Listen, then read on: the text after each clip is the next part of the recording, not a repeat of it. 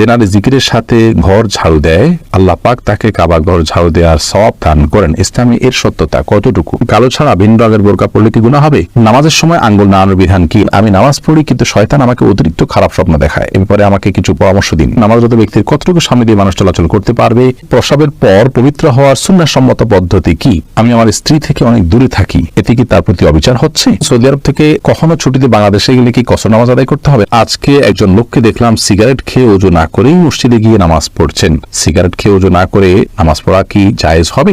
সন্তানের আকিকা দেওয়ার পর নাম পরিবর্তন করা যাবে কিনা? ছোট লিপস্টিক থাকা অবস্থায় নামাজ হবে? ছেলেদের সুন্নতে খাতনা অনুষ্ঠান করা কি জায়েজ? আর বিলম্ব না করে চলুন আপনাদের প্রশ্নের উত্তর দেওয়ার পালায়।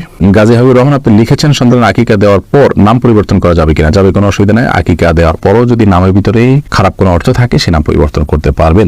এরপরে শিউলি আক্তার শিউলি আপনি লিখেছেন, ছোট লিপস্টিক থাকা অবস্থায় নামাজ হবে? নামাজ হয়ে যাবে। রাসিন আপনি আইডি থেকে লিখেছেন, ছেলেদের সুন্নতে খাতনা অনুষ্ঠান করা কি জায়েজ? খাতনাকে কেন্দ্র করে আসলে কোনো আনুষ্ঠানিকতা এটা সুন্নাহ দ্বারা নির্দেশনা, তবে কোনো সারাফ থেকে এরকম অনুষ্ঠানের কথা পাওয়া যায়। আজকাল আমাদের দেশে খাতনার অনুষ্ঠানটাও এমন পর্যায়ে চলে গেছে যে অন্য সব অনুষ্ঠানের মতো এটাও একটা চাঁদাবাজির উপলক্ষে পরিণত হয়েছে। এরকমটি করা উচিত নয়।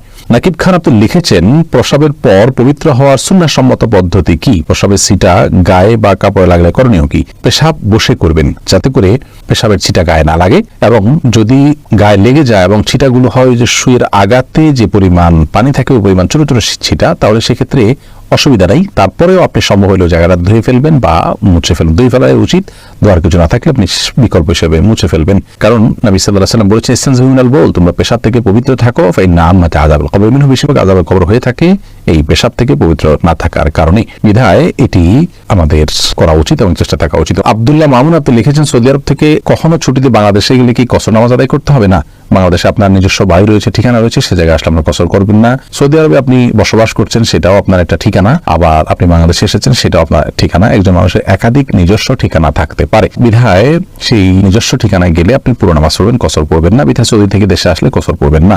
পথে আপনি কসর অবশ্যই পড়বেন, যেহেতু পথে আপনি মুসাফির থাকেন। নিজস্ব ঠিকানা চলে আসলে আর কসর চলবে না।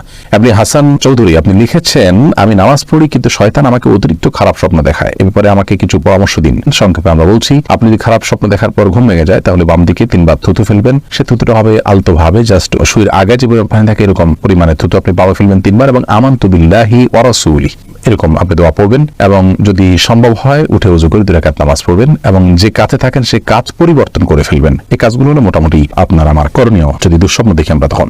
এরপরে রোমানা মালিক আপনি লিখেছেন, নামাজের সময় আঙ্গুল নাড়ানোর বিধান কি? নামাজের সময় আমরা যখন তাশাহুদ পড়ি, তাশাহুদ মানে হলো সাক্ষ্য দেওয়া। আমরা সেখানে মূলত সাক্ষ্য দিয়ে আল্লাহর কর্তব্য এবং মুহাম্মদ সাল্লাল্লাহু আলাইহি ওয়াসাল্লামের রিসালাতের, তার রাসূল হওয়ার সাক্ষ্য দেই। তো আমাদের মুখের সাক্ষ্যের সাথে আমাদের হাতের ইশারাতেও সাক্ষ্য দেওয়া, এই দুইটার মধ্যে যেন কম্বিনেশন হয়, সেজন্য এই আঙ্গুল উঠানোর নির্দেশনা নবী সাল্লাল্লাহু আলাইহি ওয়াসাল্লাম দিয়েছেন। এটি সুন্নাহ। এটি যদি কেউ না করেন তার নামাজ হয়ে যাবে, কিন্তু আমরা তাশাহুদ পাঠের সময় তাশাহুদে যখন বসবো তখন আঙ্গুল তুলে মুখের সাক্ষ্যের পাশাপাশি হাতের আঙ্গুল দ্বারা সাক্ষ্য দেওয়াটা সুন্নাহ। এই সময় আঙ্গুল নাড়াতে থাকবো নাকি শুধু সাক্ষ্য দেব, এ বিষয়ে আমরা বারবার বলেছি যে ওলামায়ে কেরামের দুটি মতই আছে। অনেকে নাড়ার কথা বলেন, অনেকে সাক্ষ্য দেওয়ার কথা বলেন। এক্ষেত্রে শুধুমাত্র তুলে ধরে সাক্ষ্য দেওয়া এবং শেষে নামানো এটা অধিকতর যুক্তিযুক্ত, কারণ এক্ষেত্রে বেশিরভাগ হাদিসগুলোতে ইশারা করার কথা বলা হয়েছে, যা তোলা এবং নামানোর মাধ্যমে হয়ে থাকে। হ্যাঁ, কোনো মানে আছে এটি নাড়ানোটা শয়তানের জন্য লোহার আঘাতের চাইতেও বেশি কষ্টের। তো সে নাড়ানো বলতে উঠানো এবং শেষে নামানো, সেই নাড়ানোর কথা নবী সাল্লাল্লাহু আলাইহি ওয়াসাল্লাম বুঝিয়ে থাকতে পারেন, এবং অন্যান্য হাদিসগুলোকে লক্ষ্য করলে বোঝা যায় যে এইটাই হওয়ার সম্ভাবনা অনেক বেশি প্রবল। আল্লাহু আ'লাম বিসওয়াব। অতএব যারা নাড়াচ্ছেন তারা একটা হাদিসের উপরে আমল করছেন, একটা ব্যাখ্যার উপরে ভিত্তি করে, সেটাকেও ভুল না বলে আমরা যেটাকে সঠিক মনে হচ্ছে সেটার উপর আমল করতে পারি। বিষয়টি একান্তই নফল আমল, ফরজ বা ওয়াজিব নয়। এটা নিয়ে ঝগড়া বিবাদে লিপ্ত হওয়ার কিছু নেই, বিশেষ করে যখন উভয় মতের সপক্ষেই আপনার কোরআন হাদিস ভিত্তিক দলিল রয়েছে এবং কোরআন হাদিসের দলিলের উপরে বেস করে মতগুলো গড়ে উঠেছে, এবং এটি স্কলারদের মত, ইমামদের মত। অতএব কোনো অসুবিধা নেই ইনশাআল্লাহ বিদিল্লাহ। বেলাল বিন রফিকুল ইসলাম আপনি লিখেছেন, আজকে একজন লোককে দেখলাম সিগারেট খেয়ে ওযু না করেই মসজিদে গিয়ে নামাজ পড়ছেন। সিগারেট খেয়ে ওযু না করে নামাজ পড়া কি জায়েজ হবে? সিগারেট খেয়ে যদি ওযু না করে নামাজ পড়েন, নামাজ হয়ে যাবে, কিন্তু এই কাজটা তিনি ভালো কাজ করেছেন, নামাজ পড়েছেন, কিন্তু সাথে একটা অন্যায় কাজ হয়েছে তার। সেটি হলো তিনি মুখে দুর্গন্ধ নিয়ে মসজিদে গিয়েছেন বা সালাত আদায় করেছেন। মসজিদে মুখে দুর্গন্ধ নিয়ে যাওয়া জায়েজ নয়, মাকরুহ তাহরিমি। বিশেষ করে আপনার পেঁয়াজ, সিগারেট এ জাতীয় দুর্গন্ধ, এগুলো ফেরেশতাদের কষ্টের কারণ হয়। নবী সাল্লাল্লাহু আলাইহি ওয়াসাল্লাম বলেছেন, তাতাআজ্জাল মালাইকাতু বিমা ইয়াতাআজ্জা বিহা বনু আদম। মানুষ যে কারণে কষ্ট পায় ফেরেশতারা সে কারণে কষ্ট পায়, অতএব দুর্গন্ধের দ্বারা মানুষ যেরকম কষ্ট পায় ফেরেশতারাও সেরকম কষ্ট পায়। এই জন্য নবী আলাইহিস সালাম কাঁচা পেঁয়াজ ইত্যাদি খেয়ে মসজিদে আসতে নিষেধ করেছেন, অর্থাৎ সেগুলো পরিষ্কার করে তারপরে মসজিদে আসতে বলেছেন। বিধায় কোনো ভাই সিগারেট খেয়ে যদি মুখ পরিষ্কার ভালো করে মুখ দুর্গন্ধ দূর করা ছাড়াই মসজিদে চলে যান, তিনি মসজিদে গিয়ে সালাত আদায় করেছেন, তার সালাত হয়ে যাবে, কিন্তু তিনি সালাত আদায়ের পাশাপাশি একটি অন্যায় করেছেন, ভবিষ্যতে তার সাবধান থাকা উচিত। আতিকুল ইসলাম লিখেছেন, নামাজরত ব্যক্তির কতটুকু সামনে দিয়ে মানুষ চলাচল করতে পারবে? নামাজি ব্যক্তির দৃষ্টির যে সীমানা এটার বাইরে দিয়ে তিনি চলতে পারবেন। সাধারণত সুন্নাহ সম্মত পদ্ধতিতে সালাত আদায় করলে সিজদার সীমানার দিকে তাকালে সিজদার পাশাপাশি আর সামান্য একটু জায়গা তার দৃষ্টির এরিয়াতে থাকে, তার বাইরে দিয়ে তিনি চলতে পারবেন। আবু রায়হান সোহাগ আপনি লিখেছেন, আমি আমার স্ত্রী থেকে অনেক দূরে থাকি, এতে কি তার প্রতি অবিচার হচ্ছে? ভাই আবু রায়হান, স্ত্রী থেকে যদি আপনি অনেক দূরে থাকেন তাহলে সেক্ষেত্রে সর্বোচ্চ 4 মাস পর্যন্ত আপনি স্ত্রী থেকে দূরে থাকতে পারেন তার পারমিশন ছাড়া। কিন্তু 4 মাসের বেশি যদি আপনি থাকেন তার পারমিশন ছাড়া, তাহলে সেটি আপনার জন্য জায়েজ হবে না এবং সেক্ষেত্রে আপনি স্ত্রীর প্রতি অবিচার করছেন বলে বিবেচ্য হবে। অবশ্য 4 মাসের বেশিও যদি আপনি বাইরে থাকেন, স্ত্রী থেকে দূরে থাকেন, প্রবাসে থাকেন, তাহলে সেক্ষেত্রে স্ত্রী যদি পারমিশন দেয় আপনার জন্য জায়েজ হবে।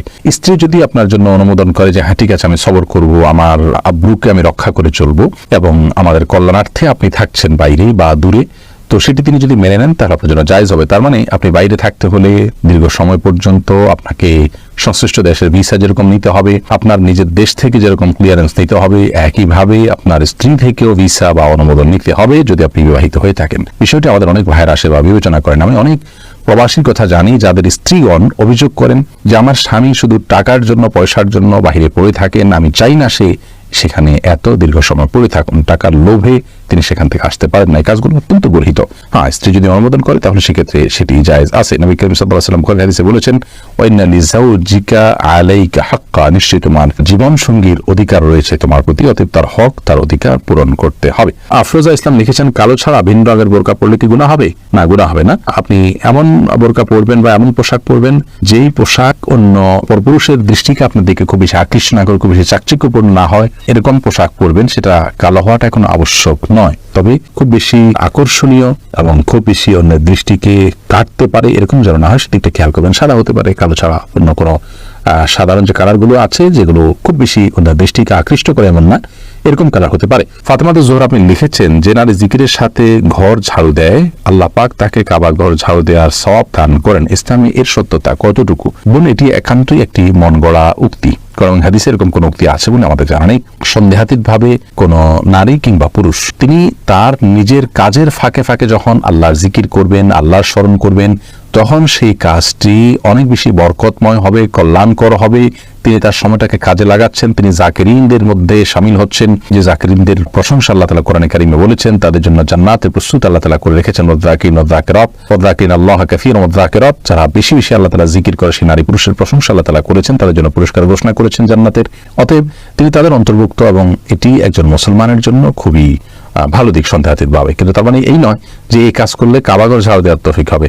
অনেক মহিলারাই ঘর ঝাড়ু দিতে তারা জিকির করেন, কই তারা তো কাবাঘর জীবনে একবারও ঝাড়ু দেওয়ার তৌফিক হয়নি। কাবাঘর ঝাড়ু দেওয়ার নির্দিষ্ট ব্যক্তি আছে, তার বাইরে পৃথিবীর বিভিন্ন প্রান্তের মানুষ তৌফিক পেয়েছে, এরকম কোনো কথা আমাদের জানা নেই। অতএব এটি যে জাল হাদিস এবং হাদিসের নামে জালিয়াতি এবং মিথ্যা মন গড়া কথা, সেটি এখান থেকে পরিষ্কারভাবে বোঝা যায়। আমরা আসলে অনেক মন গড়া কথাবার্তা বানাই মানুষকে ভালো করবার জন্য, মানুষকে ভালো করার জন্য মিথ্যা কথা বলা বা মিথ্যা কথা বলে মিথ্যা হাদিস বলে মানুষকে দিয়ে ভালো কাজ করানো, এই বিষয়টি হলো গাছের গোড়া কেটে আগায় পানি দেওয়ার মতো। আপনি মিথ্যা কথা বলে তো একটা অন্যায় কাজ করছেন, আপনি অন্যায় কাজ করে আরেকজনকে ন্যায়ের পথে আনার চেষ্টা করছেন, তাহলে গাছের গোড়া কেটে কেমন যেন আগায় পানি দিচ্ছেন, যে পানি দেওয়ার কোনো অর্থ হতে পারে না।